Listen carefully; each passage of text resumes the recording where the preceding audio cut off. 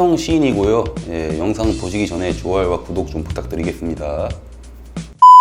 자, 오늘 찍을 영상은 어떤 분이 저한테 이런 말을 했어요. 카페 분인데 윗집이 말이 안 통한다, 답답해 죽겠다, 왜 그런지 모르겠다, 이렇게 좀 질문을 하시더라고요.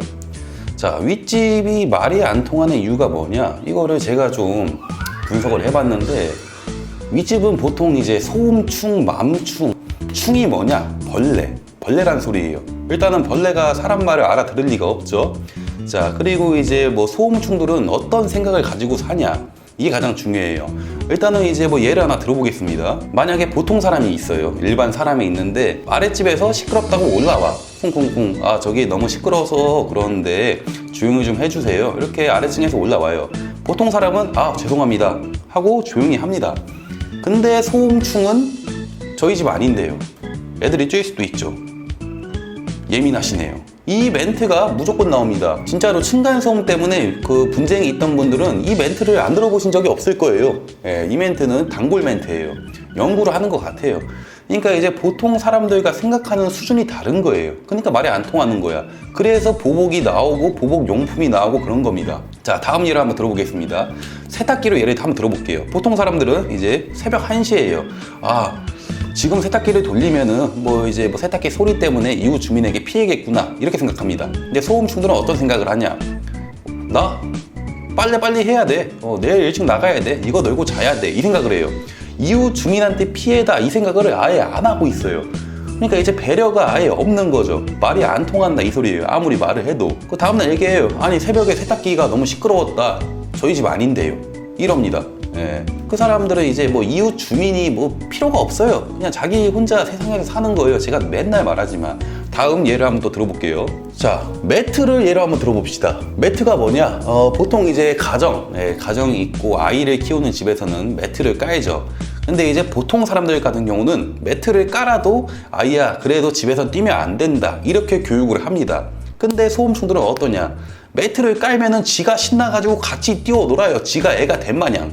네, 같이 놉니다. 매트 깔았으니까 뛰어놀아. 그리고 아래층에서 항의를 하면 아니 우리 집에 매트가 있는데 무슨 소리냐, 적반하장, 이런 식으로 나옵니다. 근데 또 뭐냐, 지가 당하고는 못 살아요. 지가 소음을 느끼면은 아주 그냥 미쳐요. 이 사람들은 정말 자기만 생각하는 이기주의 빠바바바바바, 예, 욕은 안 하겠습니다 하는 사람들이죠. 또 다음 예를 한번 들어보겠습니다. 의자. 예. 보통 사람들 같은 경우는 이제 보통 진짜로 이제 가정집에서는 보통 사람의 경우는 이제 의자 질질 끄는 소리 때문에 뭐 테니스 공을 받고 하더라고요. 근데 소음충들은 그냥 질질 끌어요. 이 소리가 좋나 봐요. 아이야 저 의자 좀 가져와라, 질질질질 끌고 옵니다. 아무 소리 안 해요. 이러면 이제 애가 커서도 질질질 싸고 흘리고 뭐 그러고 다니는 거예요, 진짜로. 이래서 가정교육이 제일 중요한 건데, 말이 안 통하는 데는 진짜 이유가 있습니다. 윗집이 말이 안 통해요. 어떻게 해야 되죠? 윗집이 사람이 아니니까 말이 안 통하는 거예요. 예. 그러니까 이제 뭐 제가 알려준 몇 가지 방법이 있고, 그래도 일단은 처음에는 사람으로 만들 수가 있어요. 만약에 진짜로 나보다 강한 사람이 가가지고 얘기를 하면은 이 사람이 말을 알아듣죠. 근데 예를 한번 들어볼게요. 키 190에 전신문신이에요.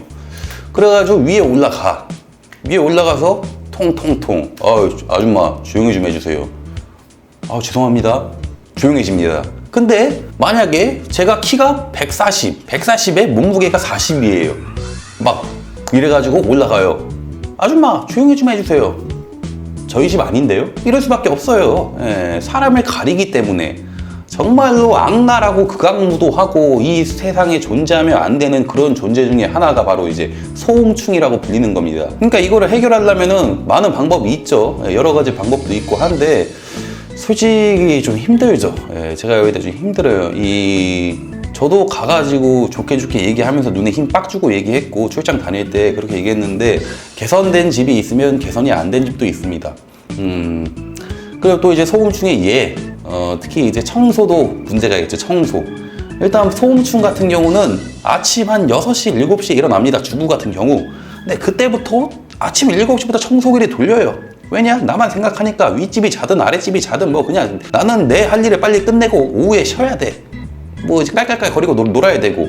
그러니까 하는 거예요. 근데 이제 보통 사람들 같은 경우는 너무 아침 이른 시간에는 청소를 안 하죠. 이게 우리가 이제 옛날부터 보고 배우고 자라온 그런 국민 룰이 아닐까요, 이게?